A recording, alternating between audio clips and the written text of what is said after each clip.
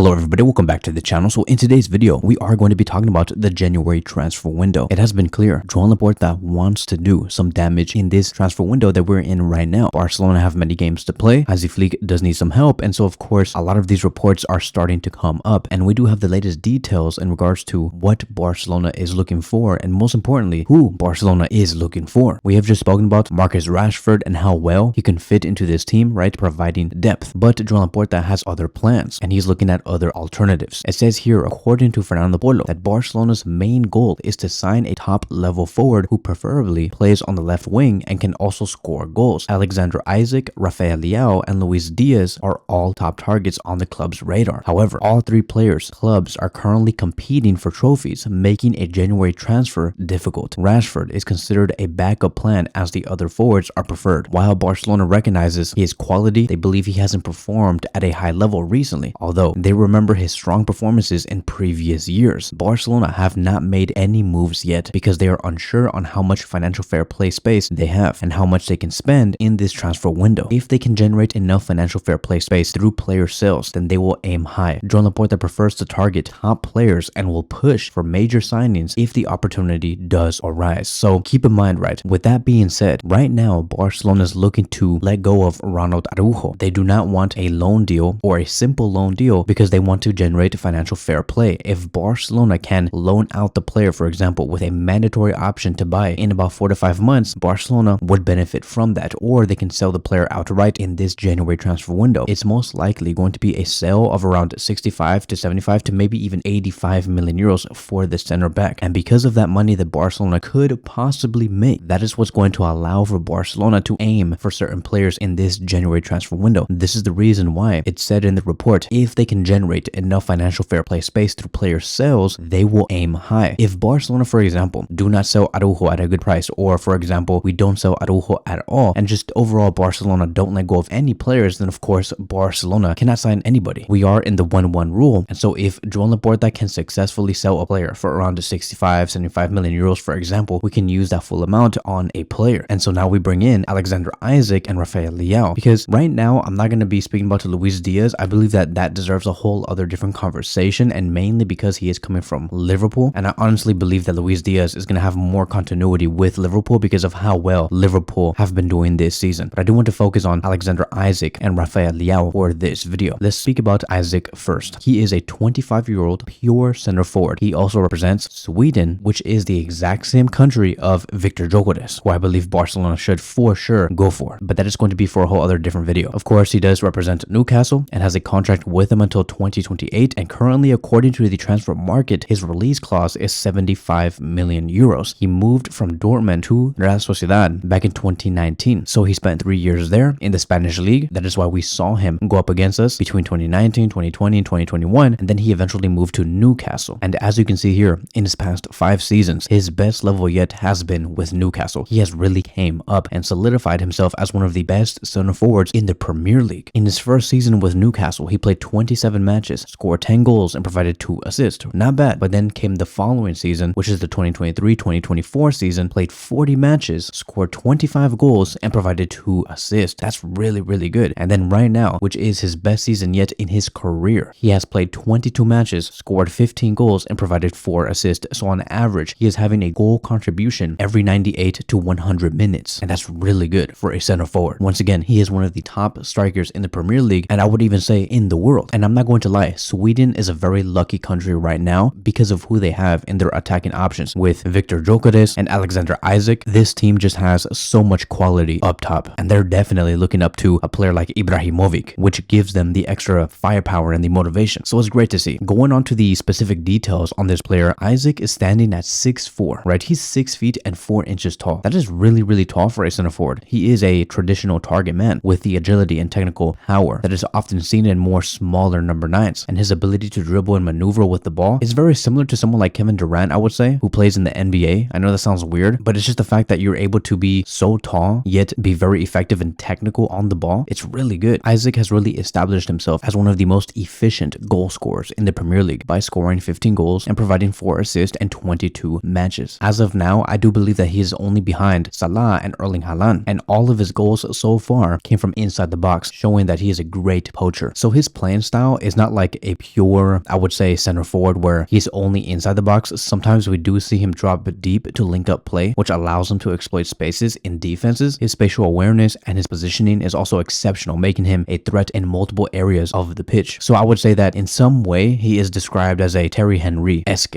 who has the exact same qualities. In terms of level, that is a whole other different conversation. I don't think that he'll ever reach Henry's level, but in terms of the style of who Isak is right now, it does resemble Henry. And overall, because of his level and how many goals he has scored, he is part of the reason why Newcastle has maintained a top 5 spot in the Premier League, being over teams like Manchester City, for example, and joining teams in the top 5 like Chelsea, Nottingham Forest, Arsenal, and Liverpool. And back in December, it was recorded that Isak scored the most goals, 8, created the most chances in open play, 19, and completed the most dribbles, 21, of any Premier League player award. In terms of his history being linked with FC Barcelona, back in the summer of 2021, Isak was already linked to FC Barcelona when he was playing for Sociedad. But at that time, Barcelona could not afford anything. If you guys remember, that was a horrible time for Barcelona to afford any player. On August 2022, after Isak moved to Newcastle United for a club record fee, speculations about Barcelona's interest did continue. But because of his new contract and the transfer price, it was just impossible for Barcelona to do anything. And that is why Barcelona went for Lewandowski. Fast forward another 2 years later, on April 24th, 2024, a report did emerge that Barcelona had joined the race for Isak, and they were willing to pay and ready to pay 70 million euros for his signature. However, Newcastle was very reluctant on selling him because of no profit being made. Reports came out yet again on November 6, 2024. Barcelona were very interested in signing Isak, but Newcastle put a very hard fee on the player of around 110 to 120 million euros. So Newcastle is a team that is really hard to negotiate with. And yesterday, it was also said on January 10th, 2025, that Barcelona viewed Isak as their preferred choice ahead of options like Gyökeres, considering him for a potential winter or summer signing as a successor to Lewandowski. So we'll see how this saga does turn out. Let me know in the comment sections down below. Do you believe Barcelona should go for Alexander Isak in the January transfer window or in the summer of 2025? Moving on towards the last player, and that is Rafael Leao. Rafael Leao is 25 years old. He's a pure left winger. He cannot play in any other position but that position. He also represents Portugal. He also represents AC Milan, and he signed with AC Milan in 2019 and has a contract until 2028. He spent his young years back in Sporting CP, which is the exact same of Victor Gyökeres, and he moved to Lille back in 2018. He only spent 1 year there, and then that is where he moved to AC Milan eventually on August 1st, 2019. And as we look at the goals and the assists, this guy is a world-class left winger. Better numbers than other left wingers that we have talked about, like Nico Williams. In his past 5 seasons, he has been exceptional. Back in the 2020-2021 season, it was not his best, mainly because he was very new to the Italian league and he had to get accustomed to how the league was playing. But then came the next year, which was the 2021-2022 season, 42 matches, 14 goals, and 10 assists. The following season, 48 matches, 16 goals, and 11 assists. And then he was getting even better going to the 2023-2024 season, playing 48 matches, 15 goals, and 12 assists. That is a total of 27 goal contributions within 48 matches. And right now, he has played 25 matches so far and has 6 goals and 6 assists. These are really good numbers. You would think that, oh yeah, like these are numbers of a center forward, but no, it's not. This guy is a left winger, somebody who has to drop deep sometimes to regain the ball. And the fact that he can still put out double digits for both goals and assists, that is exceptional. And I believe that Barcelona would really benefit off of signing Leao and placing him next to players like Lamine Yamal, Gavi, and Pedri and Casado. So just like Alexander Isak, he's also a very tall player, standing at 6 foot and 2 inches. He has a combination of speed, power, and agility in a way that very few players do have, and his acceleration, and most importantly, in the first few seconds of a sprint, makes him one of the fastest players on the pitch, often creating space or danger in the opponent's defense. Regardless of his height, his agility and his athleticism gets him through multiple defenders. So his technical ability is top tier. He's described as an excellent dribbler with the capacity to carry the ball past opponents with ease. And ultimately, as a left winger, you need composure, right? Without composure, you cannot succeed in defense. Look at Ansu Fati, for example. But this guy, Leao, has pure composure in his finishing, in his ability to cross the ball into the box, playing through balls, and his overall playmaking abilities. This guy is a force of nature, and he has been praised multiple times for his capacity to change games with his vision for passes and his flair in tight situations. Again, regardless whether he's like 5 feet or 6 foot 2, this guy can get the job done. And his playing style overall doesn't involve him taking risk, which